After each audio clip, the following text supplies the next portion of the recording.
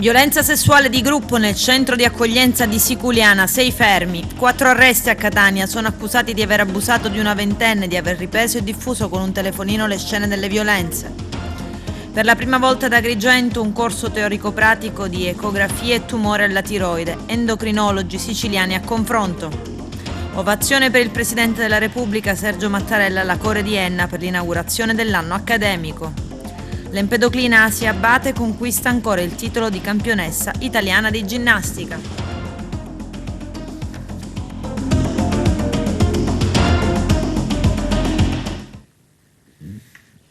Bentrovati gentili telespettatori al nostro appuntamento con l'informazione. In apertura la cronaca. Il commissariato della Polizia di Stato di Porto Empedocle ha posto in stato di fermo un cittadino egiziano maggiorenne e altri 5 cittadini egiziani minorenni per i reati di violenza sessuale di gruppo e sequestro di persona. Le vittime sono minorenni, anch'essi extracomunitari.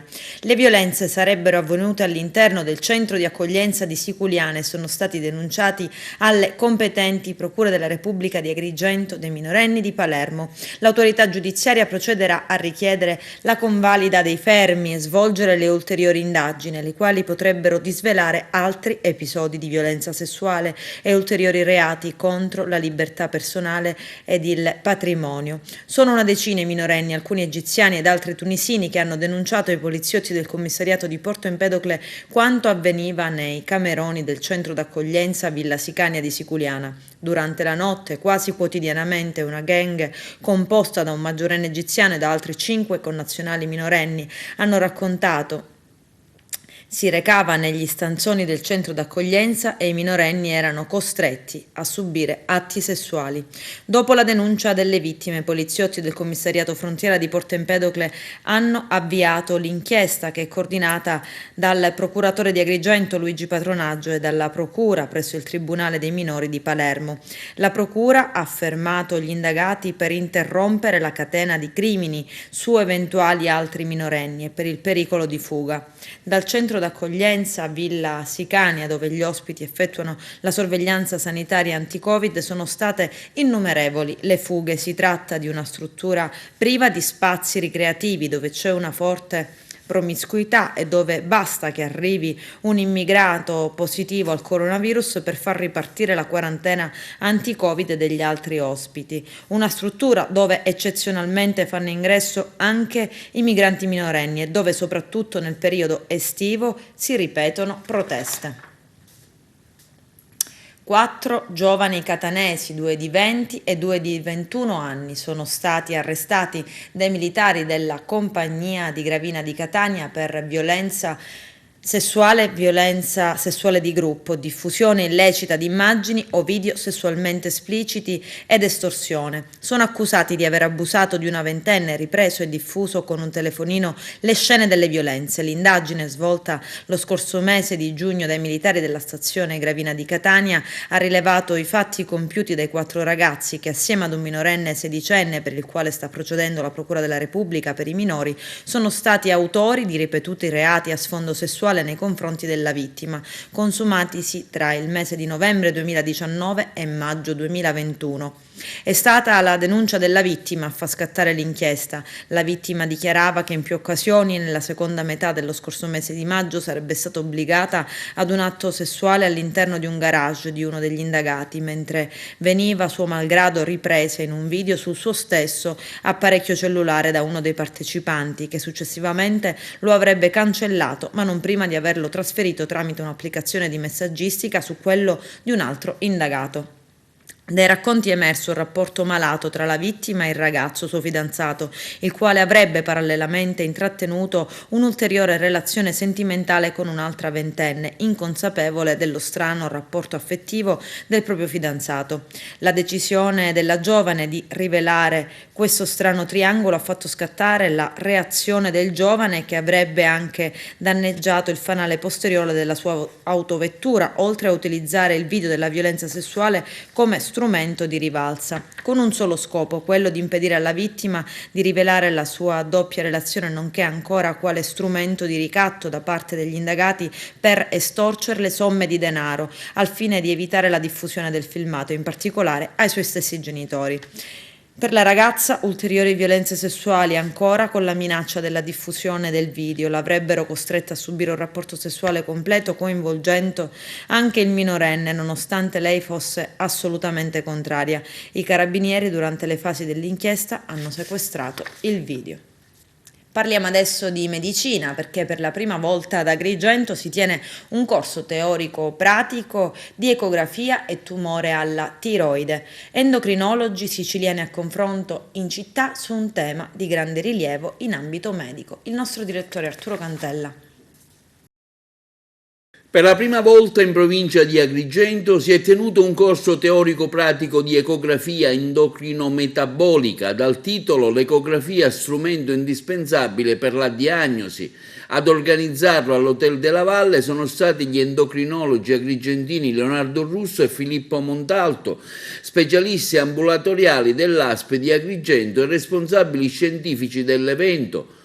Al corso hanno partecipato i massimi esperti della materia, spicca in particolare la presenza della professoressa Carla Giordano, ordinario di endocrinologia al Policlinico Universitario di Palermo. La provincia di Agrigento attualmente occupa il quinto posto in Sicilia per l'incidenza di tumore alla tiroide. Sicuramente un'importanza non indifferente, visto il fatto che comunque parliamo di patologie estremamente diffuse sul territorio, la patologia endocrina in generale, nello specifico le malattie della tiroide, le malattie andrologiche e le malattie correlate alle problematiche vasali verranno analizzate e valutate prima di tutto dal punto di vista ecografico e verranno valutate con la presenza di esperti nel campo che potranno sicuramente dare manforte e dare delle indicazioni importanti per la comunità medica. Una fotografia del nostro territorio? La fotografia sicuramente è una fotografia importante, visto il fatto che le patologie nodulari della tiroide e le patologie autoimmuni sono realmente molto diffuse, sono presenti in maniera concreta ed evidente nel nostro territorio e ahimè talvolta anche la patologia nodulare di tipo maligno.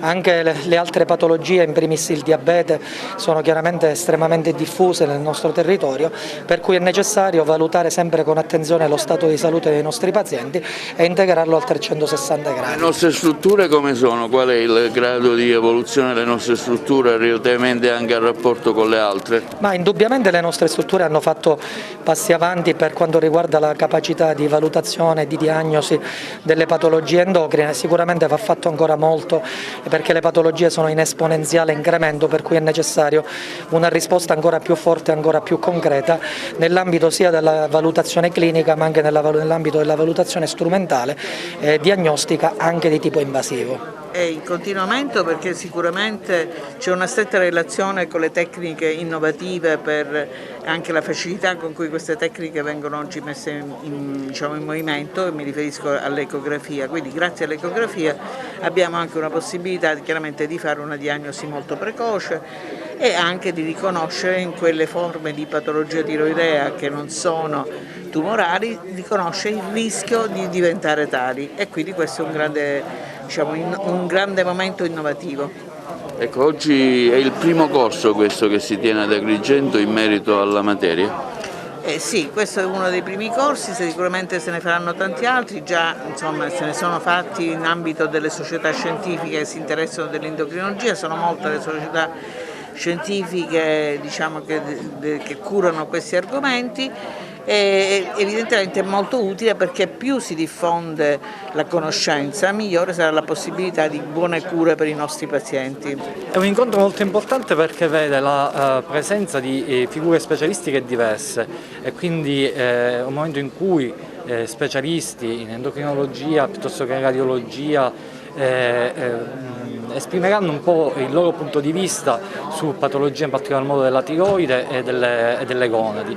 Io in particolar modo, che mi sono sempre occupato di andrologia, vi posso dire che le patologie andrologiche sono in grande crescita e quindi un corretto approccio diagnostico è fondamentale per avere delle risposte che possono poi indirizzare nel percorso diagnostico e terapeutico dei nostri pazienti, che vanno dall'età pediatrica all'età adulta, e quindi avere un punto di vista diverso rispetto a quello che può essere lo specialista endocrinologo, rispetto a quello che può essere il radiologo, porta a un'integrazione di informazioni che sicuramente dà soltanto beneficio al paziente. Ecco, il diabete, lei parlava di diabete, qual è la situazione attualmente della malattia? Una malattia insomma, che è spesso killer e porta a drastici malesseri verso chi la soffre. Il diabete è una patologia assolutamente molto diffusa, ma che si può oggi trattare sempre meglio con farmaci innovativi che agiscono con meccanismi di azione diversi, quindi oggi abbiamo la possibilità di fenotipizzare la terapia, cioè di vestire la terapia addosso al paziente in base a quelle che sono le sue condizioni cardiovascolari, che sono poi quelle che la condizione che dobbiamo essenzialmente andare a proteggere nel nostro paziente, perché ricordiamoci che il diabete è una malattia essenzialmente cardiovascolare, e quindi oggi abbiamo farmaci che non soltanto ci riducono i valori della glicemia, ma che ci danno anche una protezione a livello renale piuttosto che cardiologica. Covid, il punto settimanale dell'ASP di Agrigento. Appuntamento settimanale del 10 dicembre con l'aggiornamento della nostra situazione epidemiologica nella nostra provincia. E allora il numero dei positivi ha superato la soglia dei 700 e continua a crescere, quindi vi devo dire adesso che la preoccupazione inizia a salire, perché non riusciamo a contenere il virus e i positivi. Questa settimana abbiamo avuto per la prima volta dopo tanto tempo una cifra, cioè un numero a 3 cifre nella nostra provincia, 111 se non ricordo male il martedì, e quindi significa che le precauzioni non le stiamo mettendo in atto e soprattutto non riusciamo a contenere quelle che sono le cose più facili da fare, che sono sempre distanziamento, mascherine e aerazione. Voi lo sapete, spererei tanto che lo facciate, però a oggi vi devo dire che i risultati non sono quelli che tutti noi speravamo. Fronte vaccini abbiamo avuto dei buoni numeri che andavano al di sopra dei 2000, oggi siamo sui 1600, quindi variamo giornalmente dai 1500 ai 2000. La notizia positiva è che ci sono un buon numero di prime dosi, quindi vuol dire che si stanno riprendendo, oltre alle terze che sono quelle auspicabili, stanno riprendendo a vaccinarsi, anzi stanno prendendo a vaccinarsi quelli che non l'avevano fatto. Per quanto riguarda invece i ricoveri, la situazione al momento attuale: noi abbiamo 16 pazienti a Ribera, sono 14 in medicina e 2 in terapia intensiva. Di questi 2, uno è di Grotte e uno è di Sciacca.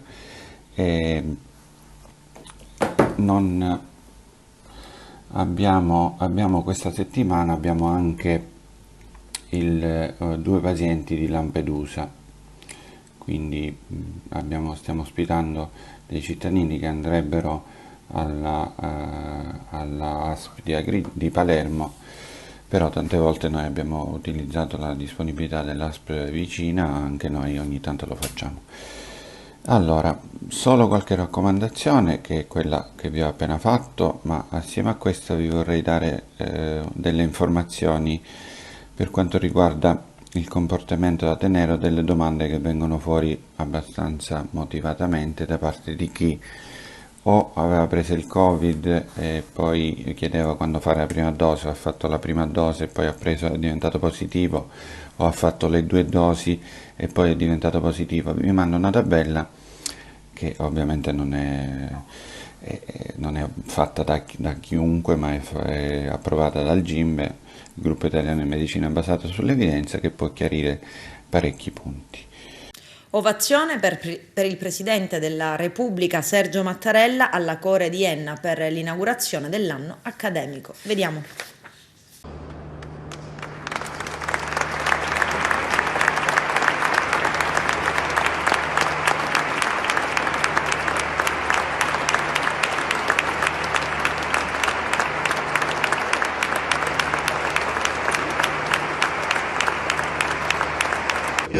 soltanto se vi è una grande piena collaborazione internazionale, una grande piena integrazione che nella comunità scientifica sta continuando, ma che richiede anche la collaborazione, l'integrazione, l'apertura reciproca alla collaborazione da parte degli Stati della comunità internazionale.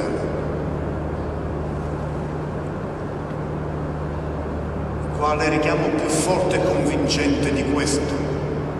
Un nemico comune che mette a rischio il genere umano dovrebbe esortare a trovare le ragioni dell'integrazione, del colloquio, del dialogo, della collaborazione.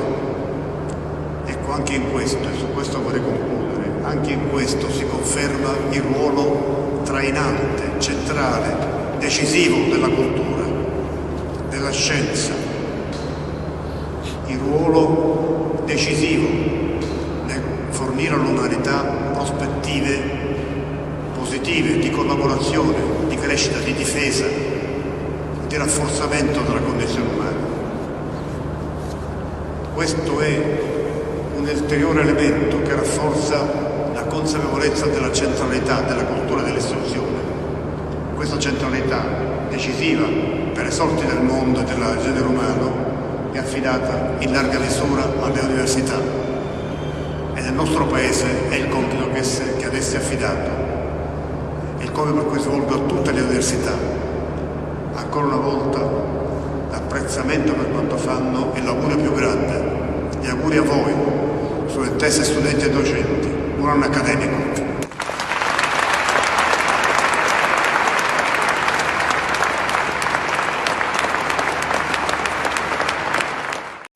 10 cose non fatte ad Agrigento, il consuntivo di un anno da parte di alcune associazioni a difesa dei consumatori. Arturo Cantella.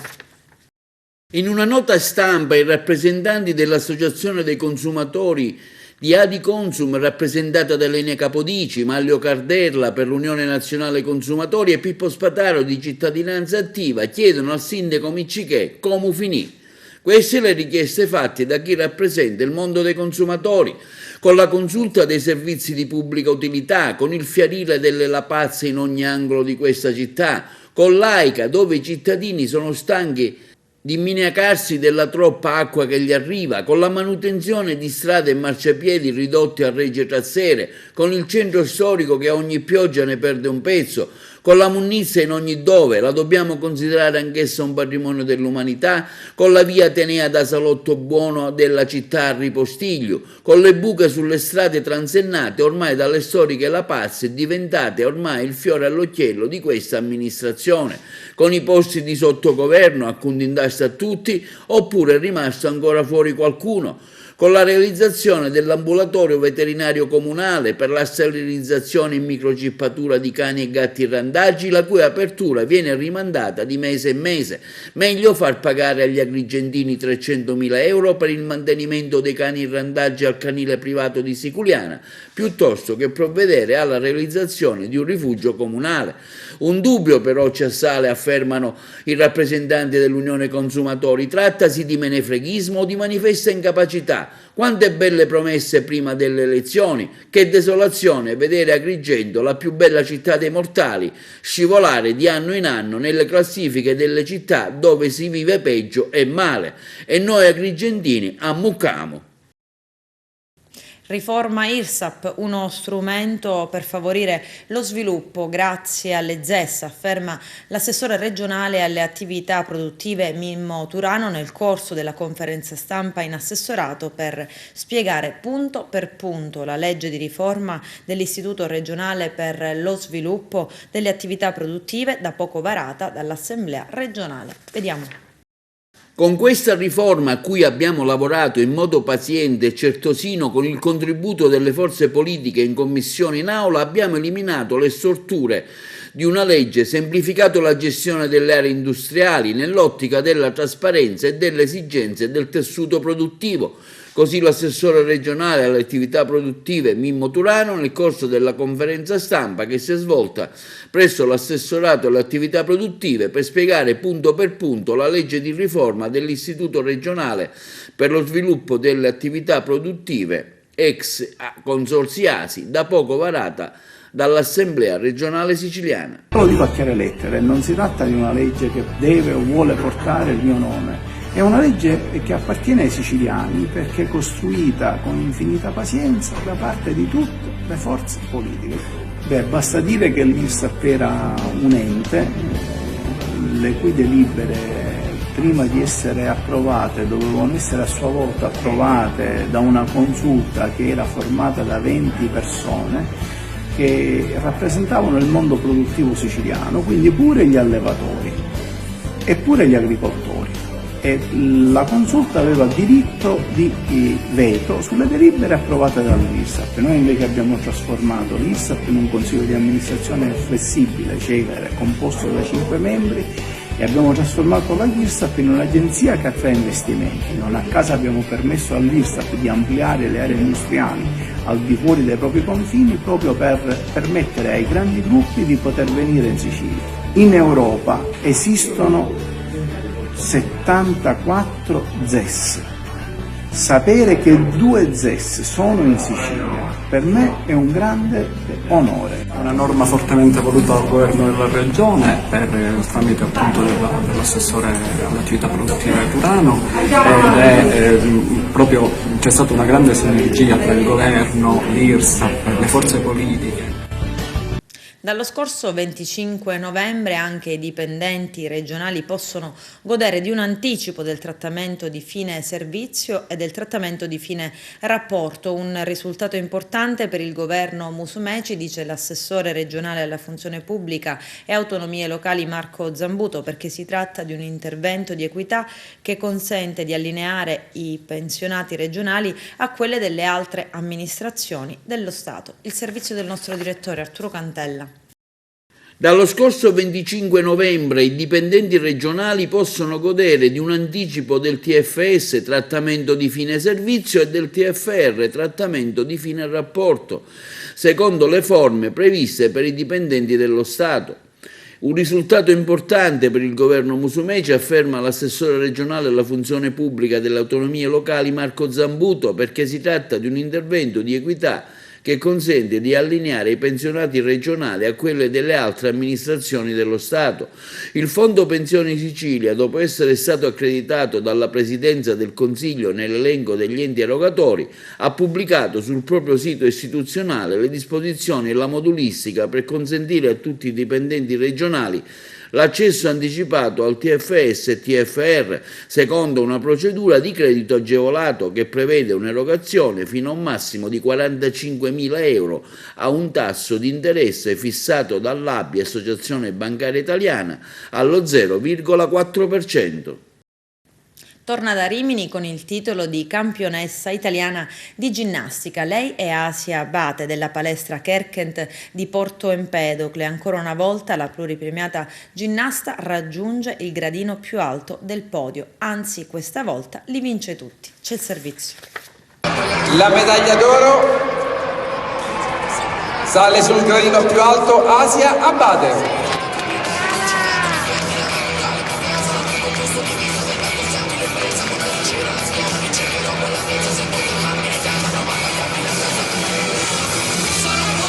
Asia Abate per la seconda volta campionessa italiana, torna con la medaglia d'oro dei campionati FISTIS che si sono svolti a Rimini lo scorso 8 dicembre. L'empedoclina Asia Abate classe 2000 conquista l'oro non solo per i massimi punteggi nelle 4 specialità volteggio, corpo libero, trave e parallele, ma il primo posto in tutte e 4 le singole discipline. La medaglia d'oro alle parallele va ad Asia Abate. Ti aspettavi di vincere in tutte le categorie? Sì.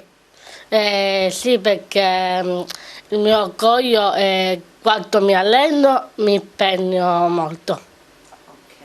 Da quanto tempo fai questo sport? Da 15 anni. Mi piace perché è il mio sport che mi piace e che è sempre la ginnastica artistica. So che sei all'università adesso, quindi è un impegno importante. Riesci a conciliare lo studio con lo sport? Quanti giorni ti alleni, per quanto tempo? Allora, io mi alleno 3 palestra alla volta della settimana. Io con lo studio la mattina, sia la mattina e qualche pomeriggio che non sono in palestra. Queste medaglie le vorresti condividere con qualcuno? Sì, vorrei condividere con qualcun altro, però il mio orgoglio è sempre la palestra. Quindi sei molto legata anche alla tua insegnante, ti segue sempre Francesca Trupia? Sì, si allena Francesca Trupia perché lei è una persona in capa speciale che la voglio bene. Gradino più alto, sempre per il codice internazionale al corpo libero, categoria senior, alla Winter Edition 2021, medaglia d'oro per Asia Abate. Mamma Katia invece quanto è orgogliosa, adesso ci sarà un altro ulteriore progetto. Sì, adesso Asia, essendosi classificata prima in Italia, è candidata ai mondiali in Islanda ad agosto, forse ci saranno a marzo gli europei, per cui insomma è un bell'impegno quotidiano quello di programmare, e questo si può raggiungere attraverso una coesione familiare e una programmazione familiare importante, insomma, perché gli impegni sono tanti, in prospettiva anche. La casa di Babbo Natale alla Torre Carlo V di Porto Empedocle, l'iniziativa curata dall'associazione Lo Schiaccianoci, è stata organizzata dal Comitato Provinciale di Agrigento dell'AICS per volontà dell'amministrazione Martello. Vediamo. Al via le manifestazioni natalizie a Porto Empedocle organizzate dalla nuova amministrazione comunale, mirate a rallegrare il Natale ai bambini. Quindi l'inaugurazione della casa di Babbo Natale presso la Torre Carlo V. Abbiamo cercato quest'anno di fare qualcosa rispetto agli anni passati, dare quel senso di serenità alla città e soprattutto ai bambini, far capire che non è solo un momento di pandemia ma anche un momento di gioia, il momento natalizio è importante per tutti e quindi abbiamo pensato di organizzare questi eventi per rallegrare la città e soprattutto i bambini che durante il Natale riscoprono quelle che sono le magie e quindi poi porteranno nel cuore anche da grandi. Abbiamo organizzato qui alla Torre Carlo V, dove c'è la possibilità di spazi ampi, un angolo dedicato proprio alla casa di Babbo Natale, dove i bambini si fermeranno a scrivere le loro letterine e cercheranno di mettere là dentro i loro desideri e la possibilità di avere, secondo me, un futuro migliore. Su questo che tutti insieme stiamo cercando di lavorare e lavoreremo in questo senso. Diamo il via al Natale empedoclino, un Natale di rinascita, si spera, dopo un periodo buio. La nostra amministrazione ha voluto puntare tutto sui bambini perché sono loro che hanno sofferto di più di questa pandemia ed è da qui che vogliamo ricominciare. Oggi si inaugura la casa di Babbo Natale e insieme all'AICS e allo Schiaccianoci abbiamo voluto tanto questo evento. Abbiamo utilizzato i fondi di un capitolo della solidarietà sociale che erano vincolati della vecchia amministrazione, che dovevano essere utilizzati per dei centri estivi o invernali per i bambini, e quale migliore occasione per far visita ai bimbi alla casa di Babbo Natale e incontrare il personaggio più magico dell'anno. Speriamo veramente che sia un Natale di rinascita e soprattutto conviviale e di unione tra le famiglie. Lo spazio 3 navate dei cantieri culturali alla Zisa di Palermo in via Paolo Gili 4 ospita dal 20 al 30 dicembre la prima edizione dell'AED Storytelling Fest, rassegna di spettacoli teatrali Reading e Miss in a Space con la direzione artistica di Salvo Piparo. Vediamo.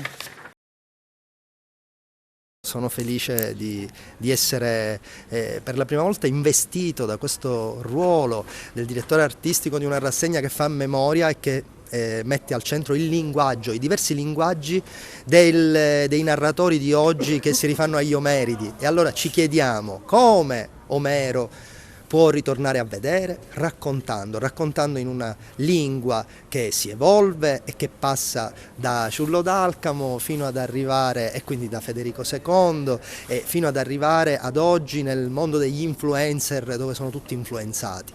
E così questo è il centro del festival AEDI Storytelling, che vede in mezzo diversi nomi importanti, nomi che hanno segnato comunque il mio percorso artistico, da Daniele Billitteri a Pietrangelo Buttafuoco, passando per Ernesto Maria Ponte e Lucia Sardo ed ancora Yusif Yaralla, Michele Piccione, Egle Mazzamuto, miei compagni di viaggio. Ci sono diversi nomi e io non li voglio, e c'è Davide Nia che esordisce con un racconto sugli anni '80 e il peso della mafia. Ci sono diversi quindi spettacoli, Filippo Luna con Agamennone e Lello Analfino, quell'istrionico Lello Analfino, Lello contro Analfino, dove si racconterà attraverso le sonorità. E quindi, come vedi, ci sono diverse cose un omaggio a Franco Scaldati di Egle Mazzamuto in Elegie di quartiere, e quindi abbiamo cercato di non farci mancare niente, abbiamo cercato di toccare un po' il rosa e il nero della città, ma andare anche oltre il racconto della città, quindi andare a toccare il mito che però diventa attualità, perché Agamennone sfidò la natura quando rapì la bella Briseide, e così il cielo mandò una pandemia. Tutto è attualità, soprattutto la storia. Al culmine di una lunga malattia, ieri è venuta a mancare la signora Carmela Carusotto di 74 anni, mamma dei colleghi giornalisti Gaetano e Antonino Ravanà. I funerali oggi alle 15:30 nella chiesa San Lorenzo di Monserrato. A Gaetano, Antonino, Calogero e Gianluca Ravanà vanno le nostre sentite condoglianze da parte di tutta Televide Agrigento. Adesso c'è la pubblicità, a tra poco vi aspetto. Nella chiesa San Domenico di Cammarata, domenica prossima alle ore 18, un convegno su Monsignor Giuseppe Di Marco. L'intervista ad Enzo Di Natali. Con vivo piacere il Centro di Bioetica ha organizzato questo incontro per ricordare Monsignor Giuseppe Di Marco, che fu sicuramente uno dei sacerdoti più in vista, più eloquenti nella nostra diocesi di Agrigento. Basta pensare che il giovane sacerdote, il vescovo Monsignor Peruzzo, gli diede l'incarico di essere rettore del seminario di Agrigento. Successivamente il nuovo vescovo Monsignor Pedralia diede l'incarico proprio a Monsignor Di Marco di portare a compimento il primo consiglio pastorale della diocesi, che fu un consiglio pastorale ad experimentum. Era la prima volta che si parlava di una partecipazione diretta anche dell'Ecato nella organizzazione e nella vita ecclesiale. Successivamente Monsignor Di Marco fu l'anima che seppe mediare tra il clero anziano e il clero giovane negli anni 70, perché fu il periodo più difficile del dopo concilio, ma lui, sacerdote prudente e attento, riuscì in questa impresa.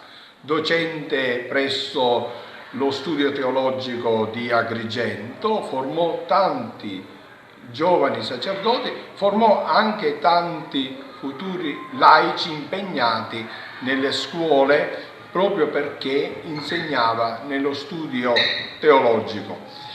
Dire Monsignor Di Marco anche vuol dire, se non soprattutto, che fu l'anima della comunità cristiana nel mondo.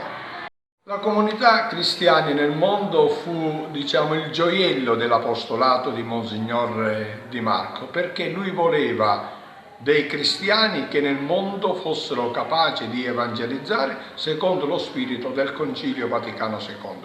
E vedremo infatti la comunità cristiana nel mondo diffondersi in tanti comuni, sia della Sicilia sia dell'Italia, e ovviamente il gioiello è la missione di Ipogolo, dove attualmente operano dei missionari, delle missionarie che stanno facendo molto bene. Dunque era un atto, dovuto ricordare Monsignor Giuseppe Di Marco, appunto nella sua città nativa, che è Cammarata.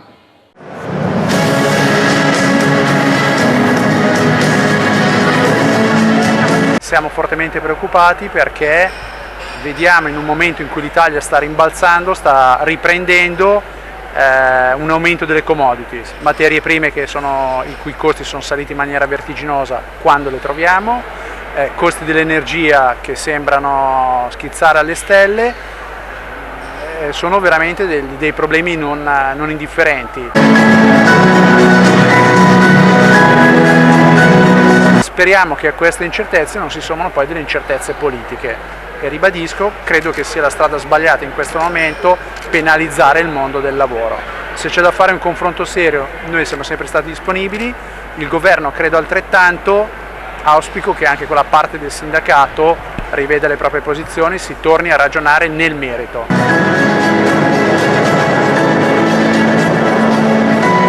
Il reddito di cittadinanza, la sapete benissimo, qual è la posizione di Confindustria, per noi è importante avere uno strumento di contrasto alla povertà. Il reddito di cittadinanza, così come è configurato oggi, ha dimostrato di non intercettare gli incapienti del nord e di essere un disincentivo a trovare lavoro nel mezzogiorno d'Italia. Credo che mettere un ulteriore miliardo su uno strumento che non sta funzionando sia sbagliato, uno strumento che costa quasi 9 miliardi l'anno. Credo che quelle risorse potrebbero essere utilizzate nel contrasto alla povertà in una maniera più efficiente, in una maniera che tenga insieme anche altri strumenti di cui stiamo parlando oggi, la revisione dei redditi, l'assegno unico, quindi dovremmo avere una visione molto più larga e molto più sinergica di sistema. Reddito di cittadinanza che è un fallimento totale sulle politiche attive del lavoro, l'avevamo sempre denunciato, purtroppo, e dico purtroppo, i fatti ci hanno dato ragione.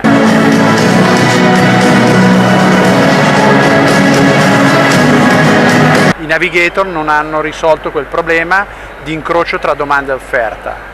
Mettere ulteriori 4 miliardi sui centri pubblici per l'impiego, che sono stati sempre un fallimento, è un ulteriore errore, non è quella la strada.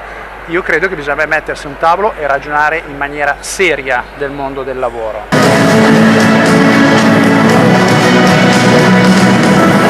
Io credo che gli italiani ci chiedano altro, ci chiedono di essere responsabili, di avere una visione sul futuro e soprattutto una visione dei giovani. Noi stiamo costruendo il futuro dei nostri giovani. Oggi abbiamo questa occasione storica, ritengo che non sia andare in piazza la strada per costruire il loro futuro.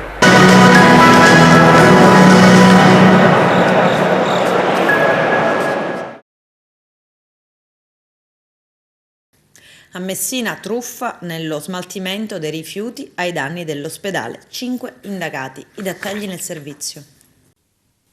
I finanzieri del Comando Provinciale di Messina, all'esito di complesse attività investigative nel settore degli appalti pubblici, hanno scoperto una truffa a danno di un noto ospedale della città di Messina con riferimento alla raccolta, trasporto e smaltimento dei rifiuti speciali ospedalieri a rischio infettivo generati dalle aziende sanitarie o dai presidi ospedalieri ricadenti nel bacino della Sicilia orientale. Nel dettaglio, gli specialisti in materia di tutela della spesa pubblica del Nucleo di Polizia Economico-Finanziaria di Messina hanno analizzato le risultanze della gara di bacino indetta dall'ASP di Catania in qualità di capofila e quella delle gare indette dalla Centrale Unica di Committenza della Regione Sicilia.